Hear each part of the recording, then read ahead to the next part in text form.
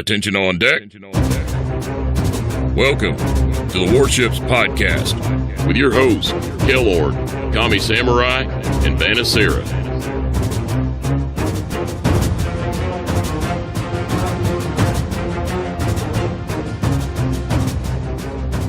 Hello and welcome to episode 59 of the Warships Podcast. Today we have a packed episode for all of you with the contest announcement at the end on how you can win a Ki, a Mutsu, or an Ishizuchi. Our guest today has been a controversial figure this week and a frequent flyer on the podcast. Nozoop for you. Welcome back. Yeah, thanks. Controversial, right? I love that introduction right there. I appreciate that. No, it's all good. I have made some controversial stat-based comments, so no, I figured that term would come up. So, yeah. Before we tackle the controversy of the week, as it were, I think that we could just make that a thing in World of Warships now. That there's basically a controversy every week, right? Yeah, I think for the most part that's accurate. There's always something that players are raging about or don't like, or something's way overpowered or way underpowered. So, it's par for the course with warships. It's just the way it is. Anyway, but before we tackle that, HMS Conqueror, we need to address a topic that we've left sadly languid over the past 2 weeks. I've had it on the schedule to talk about. I've said that we're going to talk about it, and then we just have run out of time the last 2 weeks. And that's the topic of the deepwater torpedo mechanics, their effect on the Graf Zeppelin, and the Pan-Asian destroyer line. So, according to the World of Warships dev blog on Facebook, deepwater torpedoes will hit all ships except destroyers and have a different in-game torpedo icon.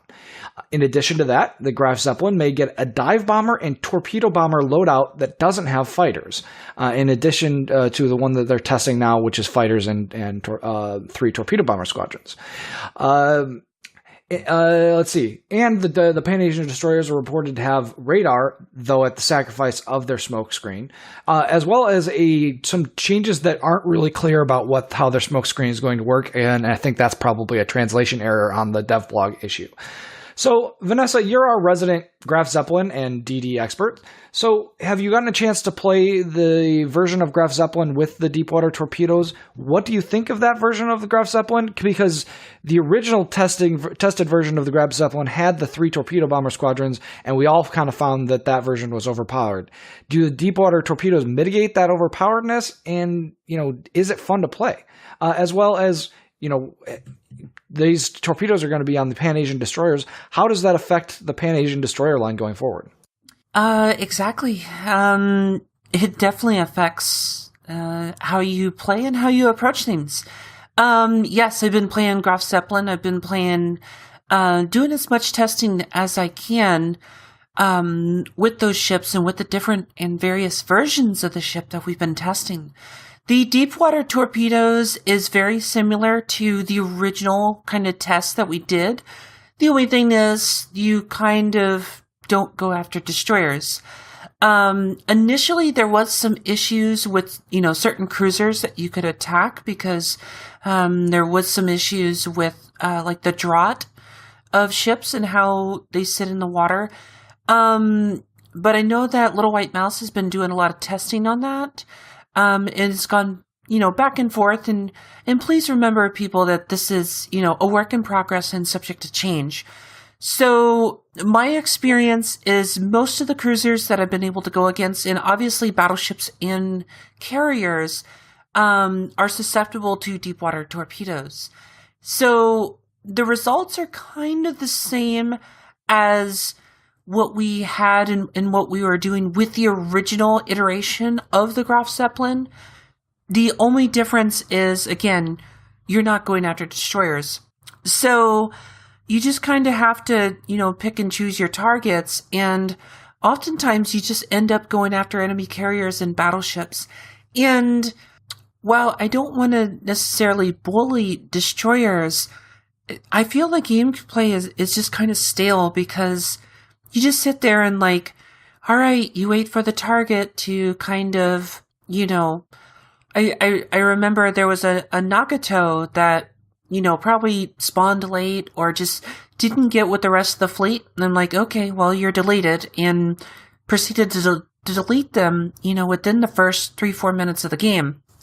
And so, honestly, personally, I would rather have a mixed loadout with some torpedoes and some dive bombers, and actually have, some type of unique ability to maybe like hot swap between AP and HE dive bombs. In addition to still having torpedo groups there, and also maybe having a unique option of, well, you can choose this stuff, but you're still using the same type of plane. So, your Stukas are, you only have one pool of Stukas. So, maybe you get, torpedoes and dive bombers, and once you lose them, you lose them. I don't know. I would like to see a little more variation and options there within what we have, because 3 groups of torpedoes is still really, really powerful. But I don't know. I tested a lot. I put a lot of games in Graf Zeppelin, and it's still really not fun. I want this to be a fun ship, and it could just be a carrier aspect in general. I've been really trying to play a lot of carriers, but they just haven't been like enjoyable and fun like some of the other lines. That was going to be my question, Vanessa. Is it not fun because it's a carrier, or is it not fun because it's Graf Zeppelin? I want to say both, but where like I really wanted to enjoy the Enterprise, they had to really buff the Enterprise, and I don't know. Like, I've had a lot of fun when I played Shikaku, but the 2 carriers that I've really wanted to play, Enterprise and Graf Zeppelin, I haven't had a lot of fun with. So it could be, really the kind of the carrier thing, but it also may just be the setup as well. So, maybe not entirely the expert to ask on that one, but I want to have fun with those ships, and I'm just not. So I'll just kind of leave it at that. Deep water torpedoes, as far as, when they get to the Pan Asian destroyer line, I don't know, because we haven't necessarily, gotten to test with those ships yet. But as far as the iteration on Graf Zeppelin, they work, but you can't target destroyers. So one of the cool things that I saw this week was the kind of the aesthetic change for Graf Zeppelin, which is the sound of the Stuka dive bombers, which I think really adds a really cool immersion element. Zoop, did you happen to hear that little clip of that they played on Facebook? No, I didn't have a chance. I saw it while I was at work, and I probably thought it wasn't a good idea to play that as loud as I would have wanted to. So, no, I think it's great that they added it, though. If anyone here, or for anyone who's watched Dunkirk and heard that siren in that movie, just the sheer psychological warfare that it causes, it's a neat little touch, and I'm glad that they've decided to add it. I didn't have a chance to, play the Graf Zeppelin as much as I would have liked, although... the first comment is you mentioned that fighters might be going away on some loadouts. Did it even have fighters to begin with? Because I'm pretty sure mine got knocked out of the air fairly quickly. That was my biggest gripe with the fighters in the Graf Zeppelin. They're just ineffective, in my opinion. As far as the deep water torps, the 3 torpedo bombers is... It feels like the first Graf Zeppelin that we had. And as far as, do we know if the Deepwater torps do significantly more damage against battleships than regular torps? Because honestly, this is someone who doesn't play carriers a lot, and maybe if I had the Pan Asian destroyers, I could have told you, but I didn't feel that the torpedoes were doing much more damage than they were doing in the first iteration of the Graf Zeppelin without the Deepwater torps. So has there been any clarification anywhere on the differences that Deepwater torps provide, other than not being able to hit destroyers, or is it purely that they can't hit destroyers? Well, to me, they seem to be doing, approximately the same amount of damage. Granted, you're going after battleships and carriers, so, you're kind of used to seeing those same numbers to begin with. I'll actually look into that a little closer. but I mean, you with 3 groups, going in, that target is going to be suffering really badly unless they're really on top of, what's about to happen and what's going on. And I did a lot of, testing, or, kind of trial and error and testing whether, how do the auto drops work? How do manual drops work? And, is someone able to go just with auto drops? Is someone, better to really focus on manual and the difference between the two? So, I'll actually look into the damage a little bit more. I do know that on like some ships I was doing serious damage, but when you go in with 3 torpedo groups like that, like they're gonna sink or they're gonna, take massive damage. So yeah, and especially with that drop pattern. I mean, it's a good drop pattern. I like the drop pattern. I just, there's been this huge push to add deepwater torps because of the Pan-Asian line, and it feels like, I don't know, maybe for the purpose of an aircraft carrier, deepwater torps don't really do anything other than keep an aircraft carrier from attacking a destroyer. I mean, well, that was one of the concerns of the original Graf Zeppelin. To be perfectly honest, I mean, it deleted destroyers because that drop pattern was so wonky that destroyers just had a hard time avoiding it. So if you dropped on a destroyer with appropriate TIM, they couldn't do anything. Now, whether or not it's a cruiser or a battleship can't do anything because they just get overwhelmed, that's a whole nother story too. At one point, I think I remember reading that destroyers wouldn't get hit by the deepwater torps, but they wouldn't spot them either. Have you guys heard anything about that, or are they spotted by destroyers as well and aircraft? Well, I cannot say for certain. However, I have seen destroyers physically try and avoid the deepwater torpedoes. And I've witnessed in my destroyers, I've actually seen the deepwater torpedo icon. Granted, I've been by other ships that have been dropped on, so I don't know. Oh, and I should add real quick, the fighters have been buffed, Zoop, so they're actually very usable. It's just really difficult when you're like going against an Enterprise or Lexington, because their fighters are just so much better. So you really have to work to make the 109s work. But they have been buffed significantly, and you stand a chance, but it's still really frustrating. Fair enough. Kami, did you have anything to add on the Graf Zeppelin and the Pan-Asian Destroyers Alliance, particularly the fact that they're going to get a radar in place of the smoke screen? Is that something, from a competitive standpoint that might make you take a Pan-Asian Destroyer over, say, a Benson? All right, we'll start with the Graf Zeppelin. I still feel it's whatever. It's a carrier, and look how long it's taken to try to fix it, which I applaud. I applaud them, because there was the big debacle before, right? And I applaud them to keep going and trying to get it to be correct. But the way carriers are in this game right now, I would rather them shelve it and just focus on other things, because, without the carrier rework, which we don't ever know when's going to happen, carriers are just going to be problematic. Not necessarily like playing against or with, more of just balance-wise. So I'm not going to get... You guys have talked a lot about the Graf Zeppelin. Do the deep-water torpedoes sound cool? I don't know. Whatever. And the biggest thing with those is, how do you protect yourself if a DD's chasing you? There's a lot of things that could go right or wrong with those. But the Pan-Asian Destroyers, to me, they are interesting. Like, I don't know their names because I haven't really written them down or committed them to memory. But the Tier 8...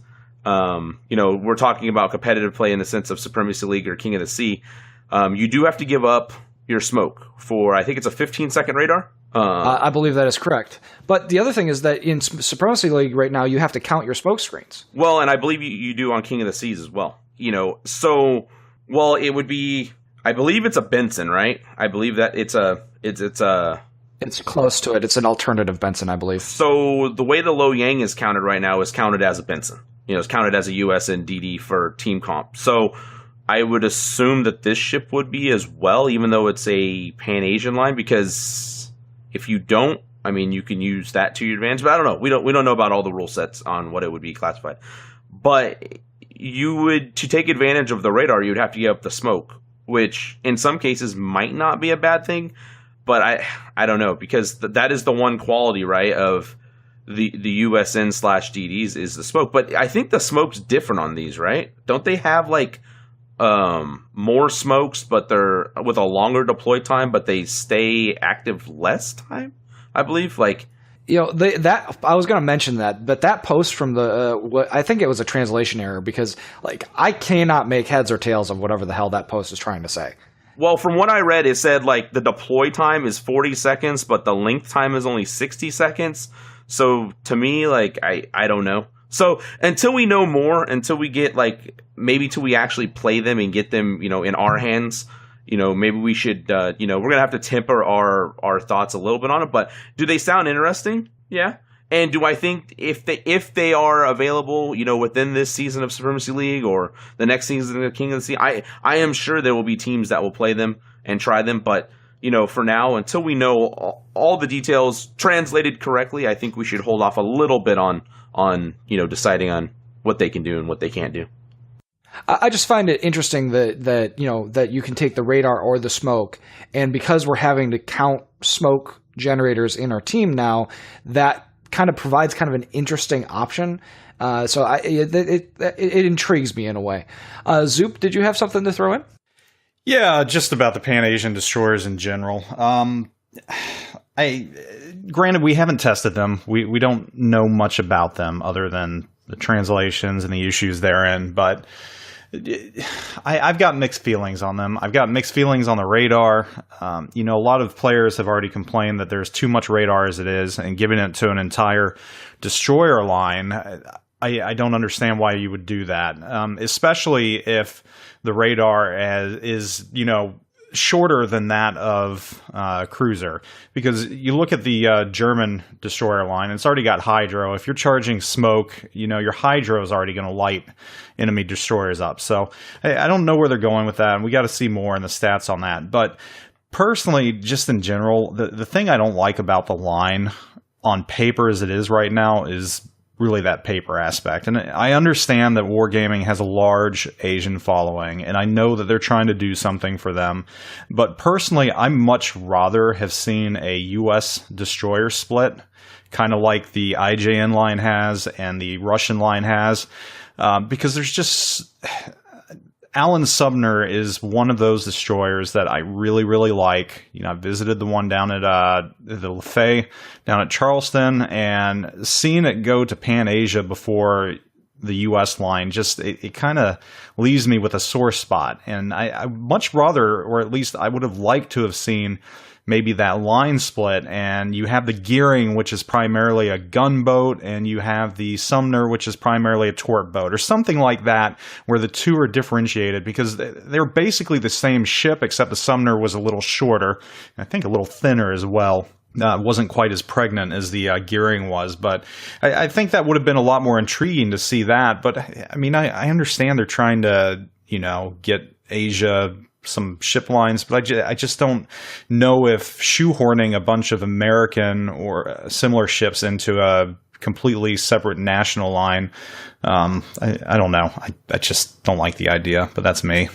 Yeah, I really would love to see a, split or an alternative USN destroyer line. But I like the concept of the Pan-Asian line, because I'm really hoping that leads to like a pan-European line, or maybe even a pan-South American line.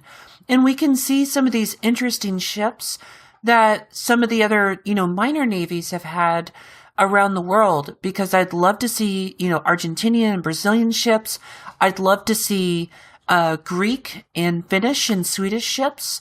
So, or Dutch. Though hopefully Dutch and Sweden will kind of have their own lines. But I know that's, kind of a separate topic. But, I like the concept of this.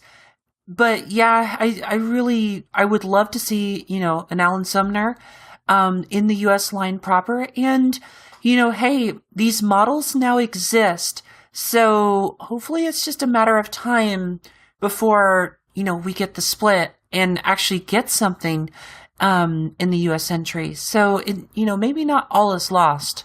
Before we start doing like Pan Brazilian and Pan all these other kind, can we get the Italians and the French finished? Can we get the big navies finished before we start going off on all these other I'm not going to say tangents because they're important as well. But I think to flesh out the lines, and the easiest way to flesh out the lines, and honestly the uniqueness of the lines, we need to get the Italians and the French done, and I'm not going to say Russian battleships because we all that's going to open up a whole nother can of worms. But let's get the major navies done, and then from there we can go and talk about reworks. Because I would love to see the Cleveland get to tier 8 and go to where it's supposed to be, and there's a lot of things that I want to see in the game that have been talked about since the beginning. I mean, there's a whole British destroyers, right? I mean, British destroyers, and honestly, finish the lines. British carriers. I mean, there's a lot of ships from the major navies of World War II that aren't in the game, and I understand there's a lot of fanboys and girls of like the Haida or however you pronounce it, and there's a lot of ships like that I can understand people want to see in the game. But we got to think of this on like there's a lot of people that play this game, whether it's NA, EU, whatever server you play on. We need to have those major lines so that we get some variety, in the game. Because I honestly would love to see the Roma right now. I would love to see the Strasbourg. There's so many ships right now that I would love to see in the game. The split of the USN BB line. The split of the USN cruiser line. I mean, there's so many things that I would like to see. I mean, we have, a split in the Russian DD line, so why can't we get a split in some of the other lines? But I think the Pan Asian DDs are cool. And I understand that there is a great following from that area. And, there are a lot of Brazilians that play this game and South Americans, so I can understand them wanting to get ships into like that as well. But I think we need to get the major navies first. Well, I mean, along that lines, we did get the kind of quote-unquote reveal of a couple of the French battleship models, which I thought was pretty cool on one of those Facebook events. Yeah, I think it was, it had the Richelieu, right? I think was on there. I think it was Richelieu and Strasbourg. I can't remember. Zoop, do you remember which ones they announced? Richelieu stands out. There was a lower tier, or what appeared to be a lower tier one as well. But no. The Britannia or whatever. Yeah. I think that sounds right. Richelieu is the only one that stood out to me for some reason, because that's really the only one that I was familiar with. Yeah, Richelieu is like the bigger gun cousin of Dunkirk, which I think is going to be a really fun ship to play when it gets into the game. But I definitely hear where you're coming from, Kami. There's there are a lot of things that we would like to see to just kind of like fill out the game, within the context that we already have. So, while we haven't really had a patch notes or an official announcement, we have had a lot of rumors flying that the increased detectability and smoke changes wasn't killed completely. It was just postponed, and we may see it implemented in the game soon. We've discussed the smoke changes on the podcast before, and particularly from kind of a competitive standpoint. But Zoop, could you give us your thoughts on how the smoke changes would affect the gameplay of kind of the more average player in a random battle? So I play tested the proposed smoke changes. So I guess first and foremost, have they announced or alluded to how significantly the current iteration is over the previous iteration? Does anyone know that? There have been no announcements at all since the last dev blog post that basically just said it's increased detectability and smoke when you're firing based on ship class.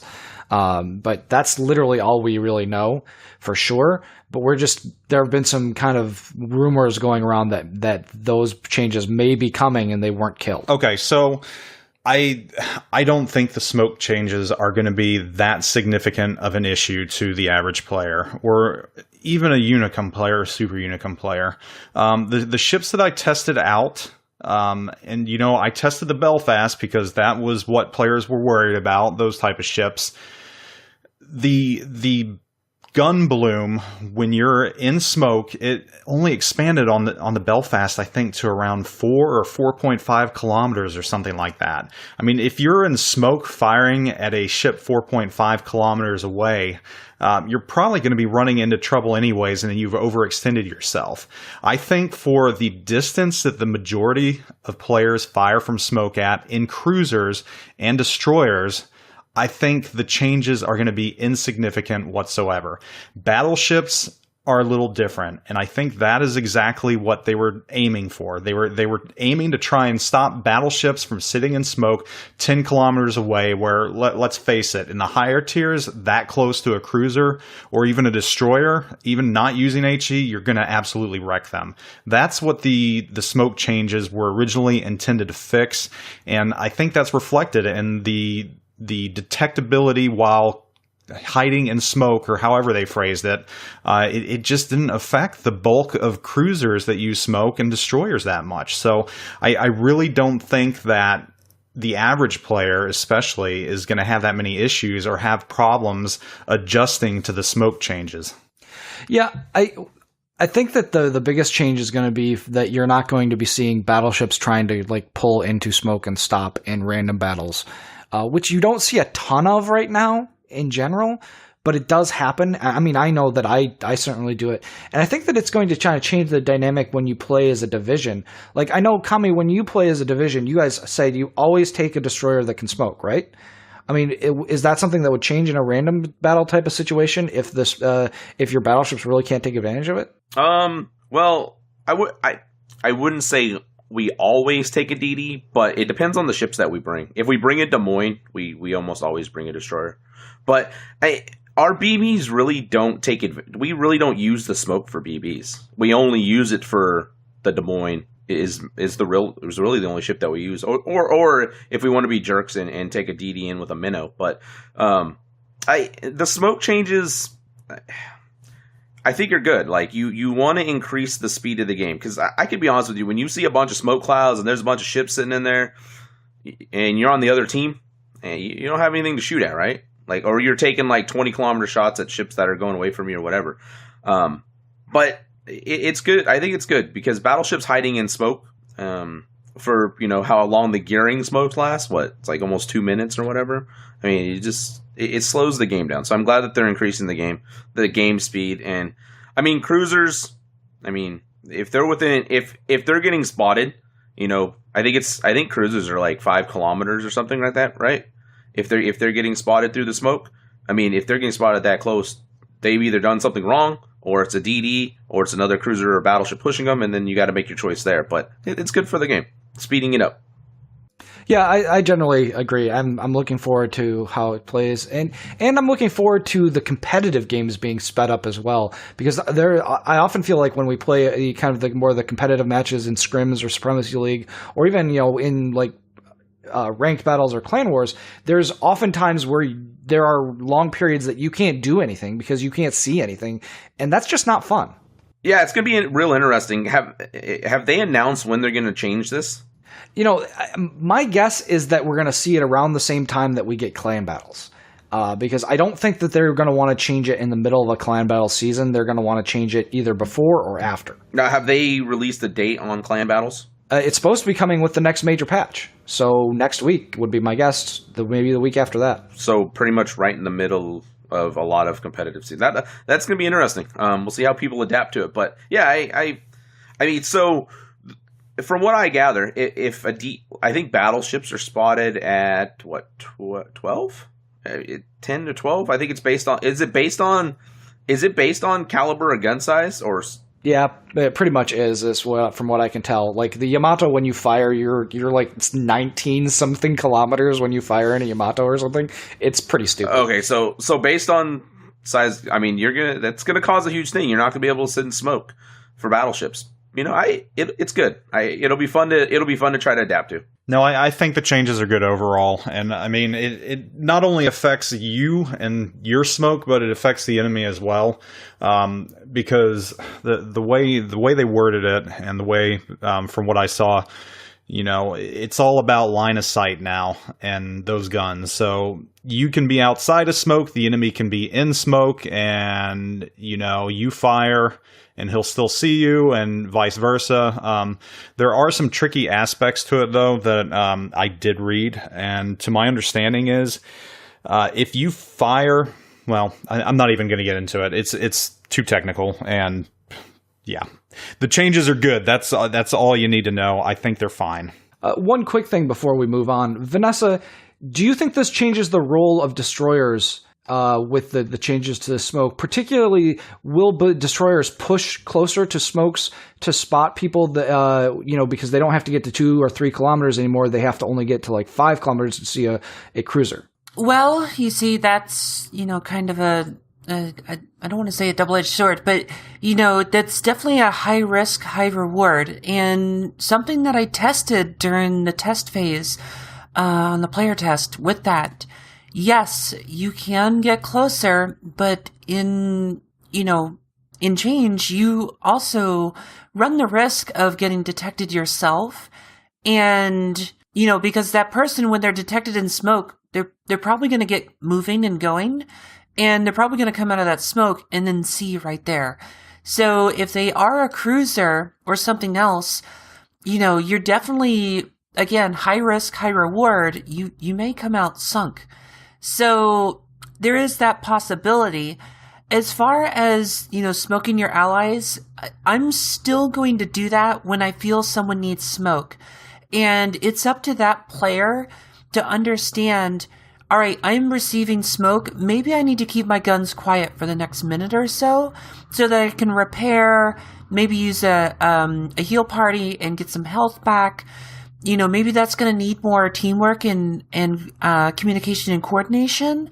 But as far as, maybe trying to get in to spot someone with smoke, I think it maybe kind of diminishes the hydro a little bit on German destroyers, but not really.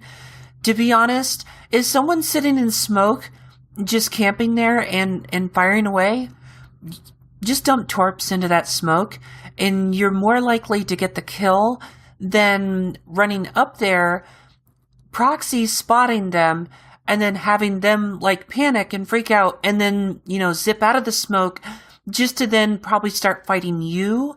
Or, if you are going to dump your torpedoes, then your torpedoes miss because you weren't plotting correctly. Or, there's so many variables and things that could happen in that scenario. So I almost feel that, just kind of operating like norm, oh, someone smoked up, camping, jump torpedoes in there.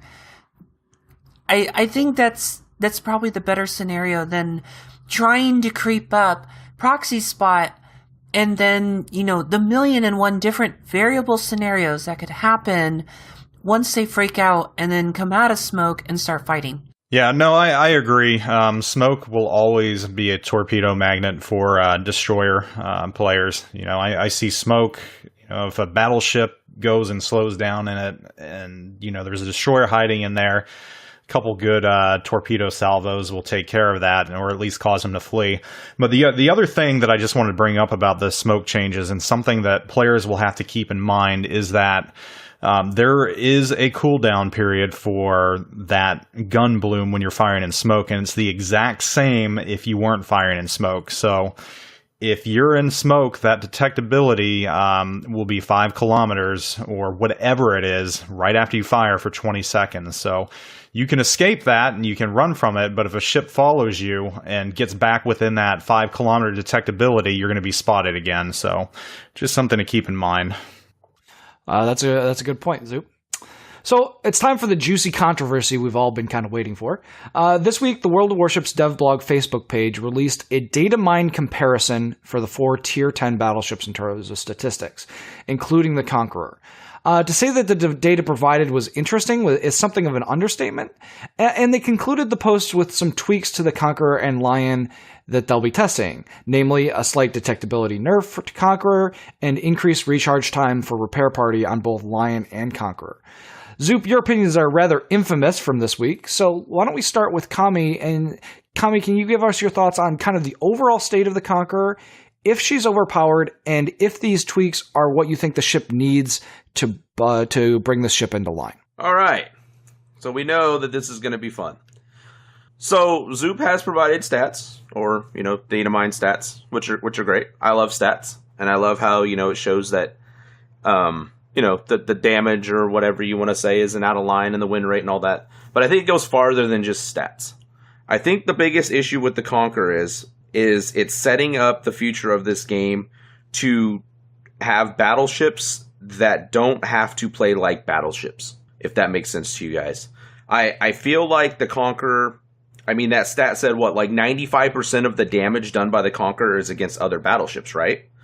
But that's an HE damage. And I think Zoop made a point of, the Conqueror is not shooting cruisers. Well, here's the thing. Why shoot a cruiser when you can shoot another battleship and do 20k with 3 fires? I feel like the Conqueror, stat-wise, may not be out of line, but I feel during, in-game, the Conqueror is out of line because it's not a battleship that wants to do battleship things. It's a battleship that wants to do heavy cruiser things. And that's where the problem lies. There have been plenty of times where I've played games where I've gotten almost 300,000 damage and I've never fired AP once in a battleship with the guns that the Conqueror has. It does not promote shell changing. Good battleship players, of course, will. But why? You could shoot Zhao's or Des Moines. I watched a Des Moines get hit for 18k and lose all of his AA guns. And, why even shoot AP when you don't have to? And that's where I think the problem lies with the Conqueror.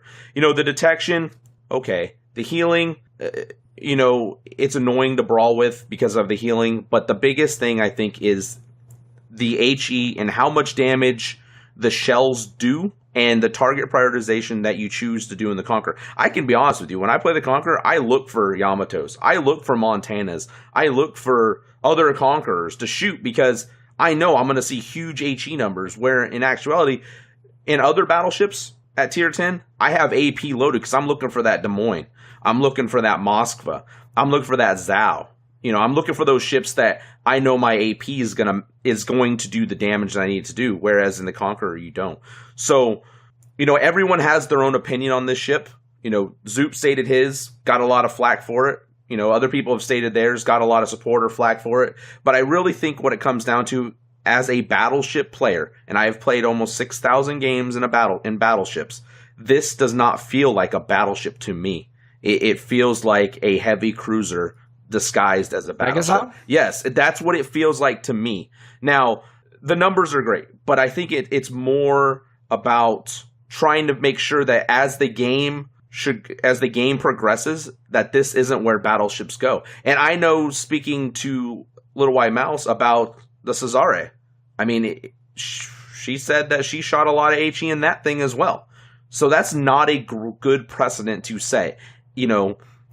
I play this game to play battleships correctly. Angle, learn how to deflect shots, learn how to aim, and the Conqueror takes all of that away. You can't angle the HE. You can't angle to a battleship that has 24-kilometer range with HE. It doesn't work.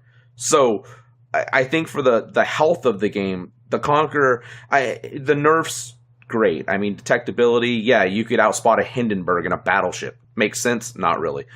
But really, the thing that needs to get toned down on it is the HE, which would allow players to switch to the AP. And I can tell you, the AP is actually pretty good. When you get to that mid-range and lower area with the AP, you will do incredible amount of damage with the AP. I know it has the short fuse and that bugs people, but it does do well against cruisers. And honestly, if you're a pretty decent shot, against Yamatos and Montanas, you will do great damage. Kerfurs. So I that's what I feel. I feel it needs to be toned down with the HE shell damage, and make it play like a battleship. It's not a battleship right now. But I'm going to let you guys, and yes, I do have a lot of games in the Fuso, but I have a lot of games in the Montana. I have a lot of games in the Yamato. I have a lot of games in the Kurfürst. You know, I have played a lot of. We're just giving you a hard time. I have played a lot of battleships. I mean, there's a reason why this ship upsets me. And really, when I play the Conqueror, I just sail around and shoot HE because that's what it's kind of designed to do. But I feel like it needs, and I think the whole line, in a sense, besides maybe the Monarch and and the Queen Elizabeth. I mean, I watched a Iron Duke in a Tier 7 game farm. I would say 15 to 16 fires. I would say 150k damage just shooting HE, and I think that guy. Great on him for having a good game in the Iron Duke, but he's going to shoot HE pretty much everything, and really it's influencing the game. How many games have you guys played now where you see all the battleships shooting HE? I mean, the last time we played a Tier 10 game, and the Yamatos were shooting HE, Montanas, everything was shooting HE at you. So, I mean, it's really not helping people learn how to play correctly. My rant is over. You guys can... So I wanted to bring up a couple of points before I turn things over to Zoop. I think that one of the things that bugs me about the HE firing Conqueror is that that 1 fire damage is not equal to 1 AP damage. Like, those things mean different things, but we tally them up as though they're the same. So we get into this idea of damage quality, where fire damage isn't necessarily quality damage because it's so easy to repair, we're so easy to come back from, and that's what the Conqueror is doing the vast majority of. And I completely agree with you. When I played the Conqueror, in the test, I fired almost exclusively AP out of it because the AP is phenomenally good, and people just aren't using it because the HE is that much better, and that's kind of scary in a way as well. The AP with the short fuse timer is really, really good at hitting superstructures and the upper armor belt of ships, like the Yamato or the Kurfürst. Any of the German battleships, they have that upper armor belt that is not very well protected, and they'll just take tons of damage from the short fuse AP from the British battleships.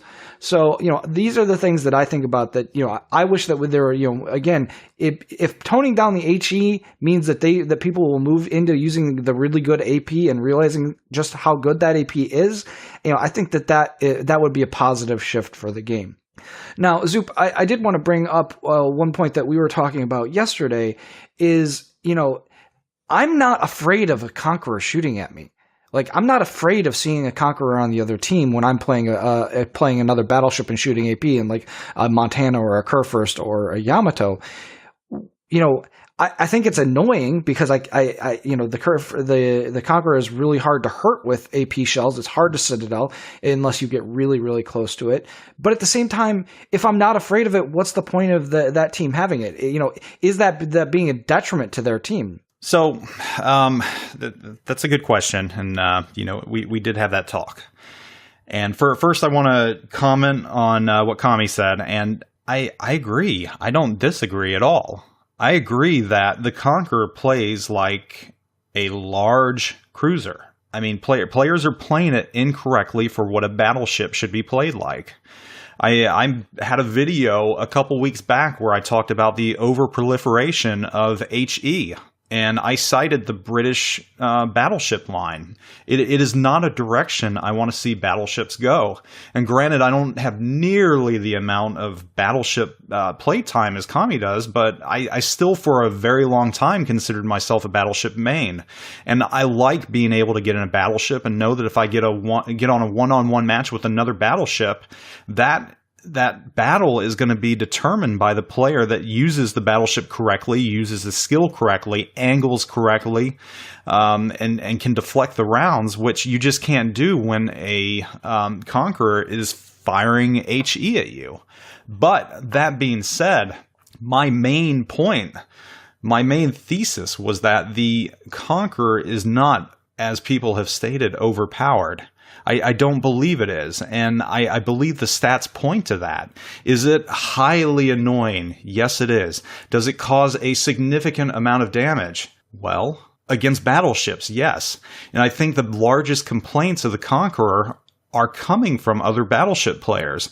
Because let's face it, we hate being on fire. That is the one thing anyone hates, though it's not as bad as sinking due to a torp hit and flooding out. But fire causes, bad things to happen. That was true in real life, and it happens in the game. When you're on fire, your initial reaction is to turn and run, just because you're on fire. And if you get more than one fire on you, you're having a rough day. And that's what obviously the Conqueror excels at. But that being said, we pointed out the damage stats for it. It is well ahead of the other battleships in its tier in causing damage to battleships. But against cruisers, it is below all the other tier 10 battleships. And that alludes to what Kami was saying, that players are not playing this ship as a battleship should be played. And really, right now, all it's doing is damage farming off of battleships. And is that helping your team? I don't think so. Because again, that, as you mentioned, that damage is highly repairable.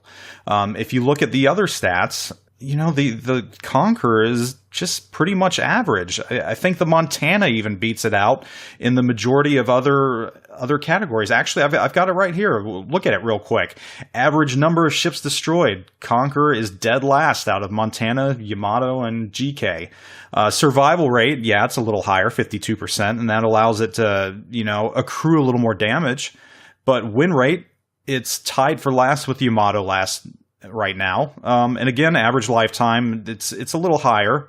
But again, it's just really kind of in the middle except for that damage rate. And the problem is, right now, people are equating damage to overpoweredness. But like you said, you got to look at the quality of damage. Who is it against? If you're in a battleship and you're not taking out enemy cruisers and you're allowing them to take out friendly destroyers, you're not doing your job. I mean, that doesn't make a ship overpowered. And I think the more important thing right now that I was trying to hammer at and hit home with my video that explained all these things is you have to come up with a baseline definition of what overpowered is.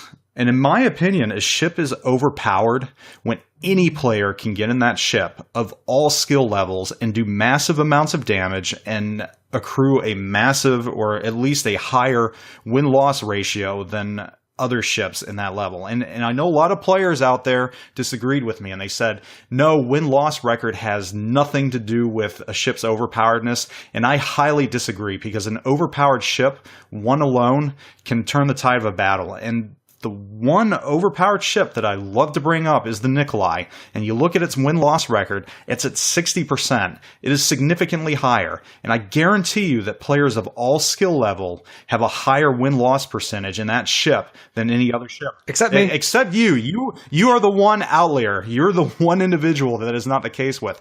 But I guarantee you the Conqueror, and these are stats that we will never know, and I doubt Wargaming is willing to ever divulge, but they know these stats. They see these stats. I guarantee you, or at least it is my firm belief, that the Conqueror does not give the average or poor player that much of a leg up over any other tier 10 battleship. Yes, Super Unicum players can go out there and they can get in the Conqueror and they can sling HE and they know what to do. But I just don't think that it works that well for the average or below average player. So do I think the Conqueror is overpowered? No. Do I think it's annoying to play against? Absolutely. Do I think it's setting a bad precedence, as Kami said? Absolutely. I don't want to see battleships go in this direction. The tweaks that they're doing to it, let's see how they play out. Personally, I would like to see the Conqueror. I really think if you want to tweak the Conqueror, take away some of its range. Because when these Conquerors get up close and when they get into the mix and start brawling, their survivability goes down significantly. They are not good brawlers. And that's why players in the GK are saying they have such high success against them up close and personal. Because Conquerors are not... I'd also like to see a fire chance nerf to its guns. Not a huge one, but at least some. I mean, come on. Setting multiple fires per salvo. But you know what the thing is? Every battleship has that capability. Every battleship. The Yamato, if you're firing HE and you land the majority of your rounds, you're guaranteed to fire. Same thing for the Montana. Same thing for the... Yes, the Conqueror has a slightly higher, but it's just that players are now realizing that with that ship, it is so much more effective. And all right, yeah, I've ranted enough about this at this point. So yes, I agree with Kami on the majority of his points. I agree that it's a bad precedence, and that I think HE being used in any battleship smacks against what a battleship should be used for, and their primary goal of taking out cruisers.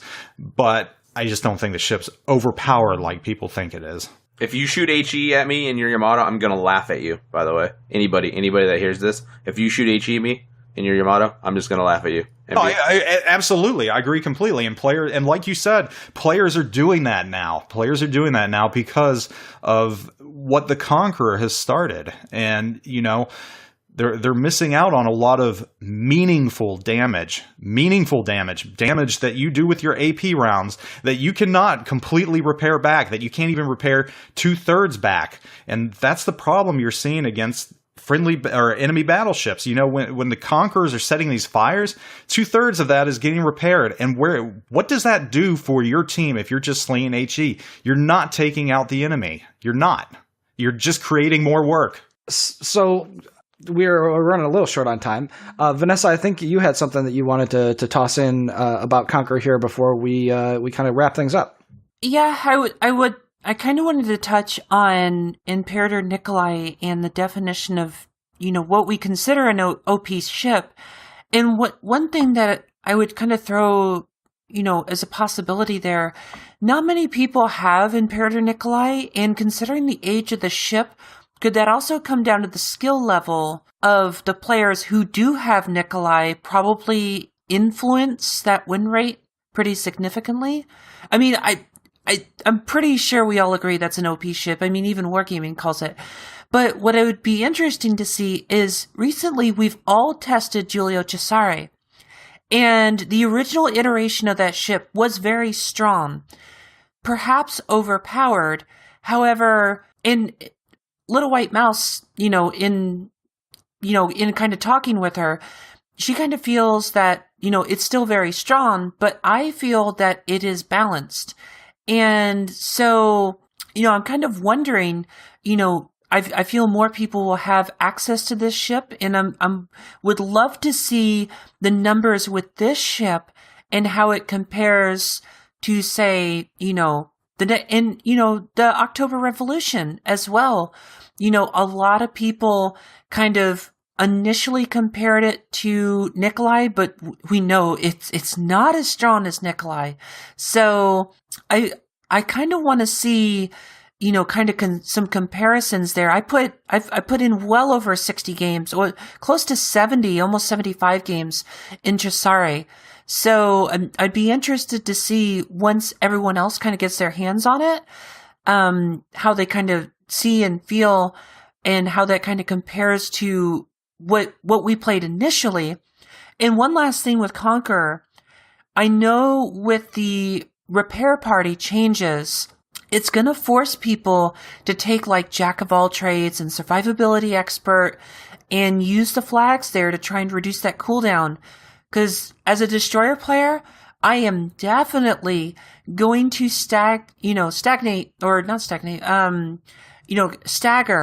my torpedo spreads so that I have a higher chance of causing flooding, because I know if flooding happens, they repair that, and flooding happens again, that Conqueror is done.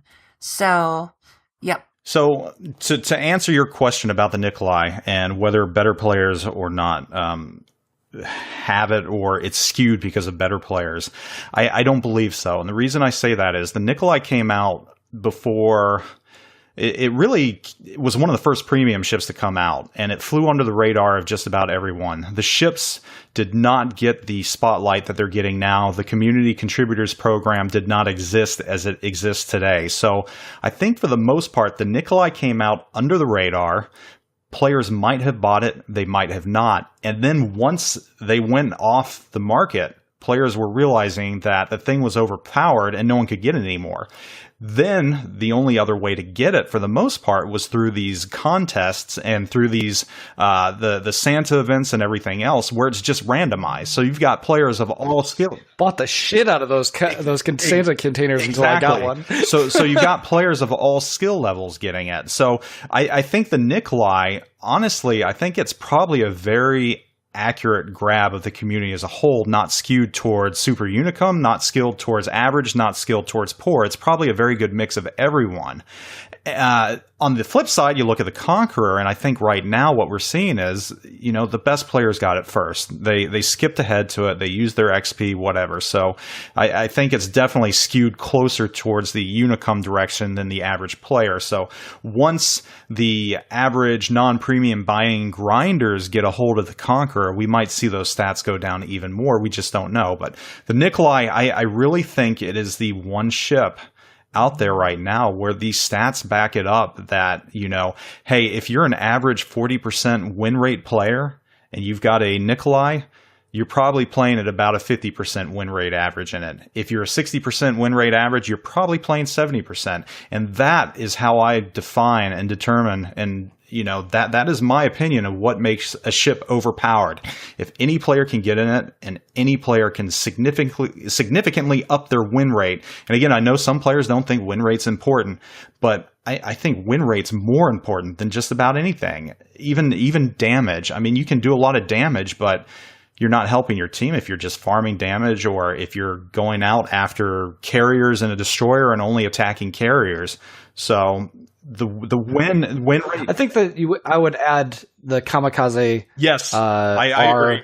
And the Fujin to that. Yep, I will agree. Personally. I will agree on those. Well, when you think about it, right?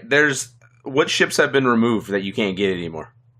Nikolai and Kitakami, only because it caused more friendly sinkings than enemy. What about you? Also have the you can't get the Grimiashi, right? The Grimiashi again. That can be considered overpowered. Yeah, it's all the ones that have gone for good. You can't get them other than those events that happen where you get them in Santa packages or whatever. So what the Anshan proves is that the Grimiashi is a great tier 6. Exactly.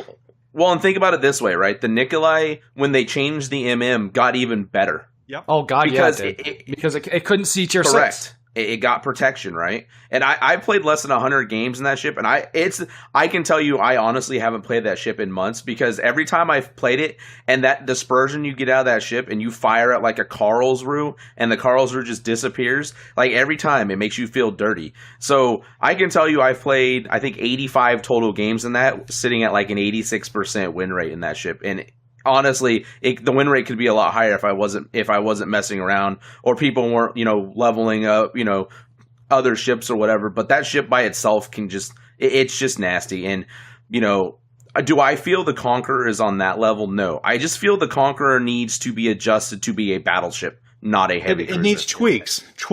I mean, everybody's talking nerf, but these are small tweaks that are happening. These are just tweaks that probably should have been done during testing that just didn't make it into it. I suggested the range be adjusted. That would be a tweak. You tweak its range. A nerf is when you completely castrate something or neuter it to the point that it's a shell of what it was. I mean, Japanese destroyers, I think is safe to say, in some respect, were nerfed a long time ago. They're a shell of what they were.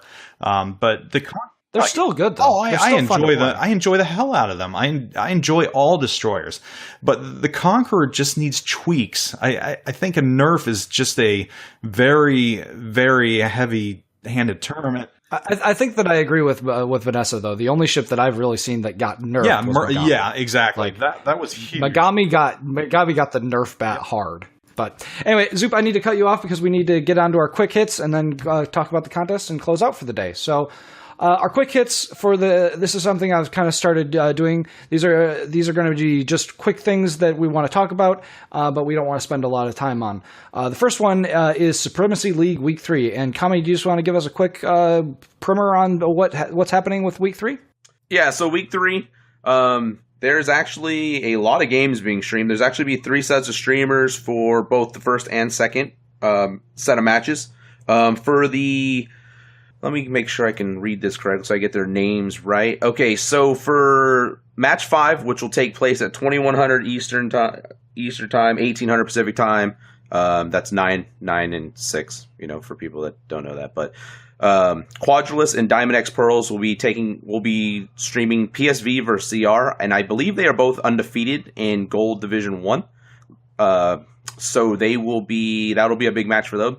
BFK for Life and USS Adidas will be doing SF Kraken Jackers and APOC Salt Queens, and they are both 3-1.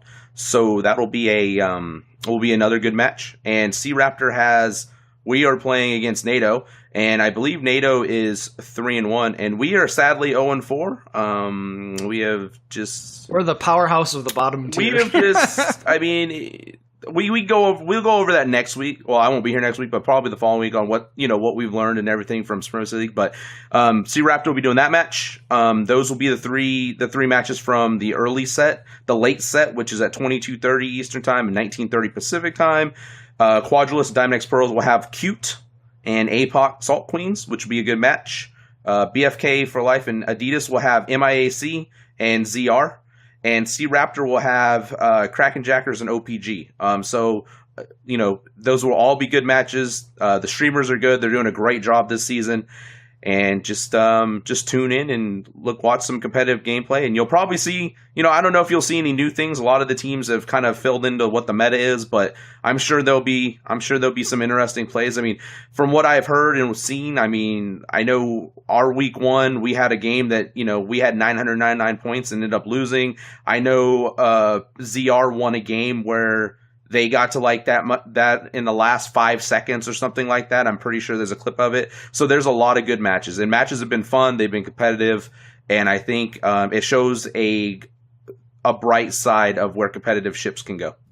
Yeah, Zoop, you did some streaming on the qualifiers. I was hoping that we would see you in some of the actual league matches. So hopefully you can get involved in that, because you did a great job of kind of keeping the match. Yeah, I would really like to in the future. Problem right now is schedule has taken a turn. I've got drill this weekend for the reserves. Then the weekend after that, I'm flying out to TwitchCon, and then Lexington's coming up for Let's Battle. So it's just the weekends are swamped for me right now. I loved it though. That was actually my next quick hit, is that Kellorn will be at Let's Battle Tour in November at the Lexington, and so will you, Zoop. Absolutely. I am looking forward to it. I will buy you the first round, even though they're free there. Wargaming does it right, really. If you have never been to a Let's Battle event, they are phenomenal. Free food, free drinks, and when I mean free drinks, we're talking adult beverages here. It's a great event, and it's free. Though I think tickets are $20 if you want the package that has your name on a T-shirt and everything, which really worth it. You actually get a name on a backpack, which I'm really completely excited worth about it. That. And Kami's already asked me to get him swag, so I got to figure out what kind of swag, Kami, you want me to get you. I don't know just find out what's gonna be there. I know the boys and Tragic are gonna be there, so let's figure out what they're gonna have. Maybe you can just bring me the Lexington. Okay. Yeah, good luck with that. Having been to a Let's Battle Tour, I echo this sentiment. If you have the opportunity to go, please go. Not only is it just an amazing amount of fun, you get to meet a lot of cool people from Wargaming, as well as, the community that plays Wargaming. And the biggest thing that you will probably feel and come away with is just actually how much Wargaming cares. Not only cares about their community, but cares about their product. And while you may disagree with some things that they do, it just shows that we all care about this, and it's something that's just in such stark contrast to other games out there. So if you have the opportunity, go to a Let's Battle, because it's just amazing. Yeah, I actually have some swag that I originally got from Trevzor that I'm going to be taking with me and passing out to random people that I meet at Let's Battle, so that should be fun. Next quick hit is we've been given access to the revamped World of Warplanes game to test out. I guess the question I'm just putting out to our listeners is, would you like us to just do a quick rundown on an episode of kind of what we get in World of Warplanes, or would you prefer that we never mention that name again? So your feedback on that is appreciated. And then the last one is that the Halloween mode is coming for the second year in a row.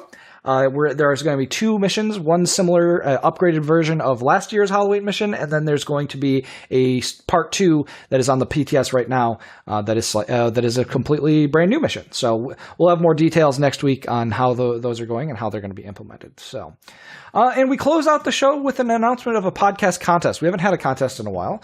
The rewards of the contest have been kindly provided by Wargaming North America, which means that we can only award to North American accounts. So I apologize to our EU listeners.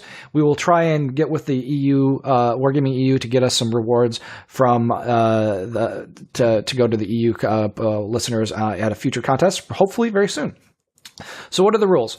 We'll be posting a thread in the player run contest section of the NA forums with all the details, and you'll post your results in that forum thread as well. But the quick version is this. Between now and Sunday at midnight Pacific time, post your screenshots from any non-premium Tier 5 cruiser or destroyer. The highest damage will win a key. The second place will win a Mutsu, and the third place will win an Ishizuchi. And like I said, we want to thank Meathead Militia for his generous contribution, and the best of luck to all our listeners and anybody that takes part in the contest. So it's been pretty awesome that Meathead gave us this to be able to do. Real quick, and bonus points if the highest damage is in the T-22, also known as the fishing boat. So, Kami, if a T-22 wins, will you give them like a bonus 5,000 doubloons or something personally? If the T-22 wins the contest, get in contact with me and I'll figure out something for you. But it has to be the highest damage. Like the T-22 has to win the contest. Okay, well we'll throw that in there too. If a T-22 wins, you get a bonus prize from Kami Samurai personally. That's pretty awesome. So, well, Zoop, we just wanted to thank you for being on the show again, especially on relatively short notice. I think that I thought we were going to have a little more controversy, but between the dev blog and kind of the way that things have shaken out, I feel like at least the 4 of us anyway have kind of gotten pretty close to on the same page. I was vindicated. I was highly vindicated. Using my Saber metrics, I was right. It's not overpowered. It's just a pain in the ass and doesn't play like a battleship. I believe they call that confirmation There we go. bias. That works too. Any last thoughts from Kami or Vanessa? Thank you very, very much for listening. I just want to give appreciation to all of our listeners. I love seeing you in the game. I cannot express to you the proper gratitude of just you guys taking time listening to us and just being a great community.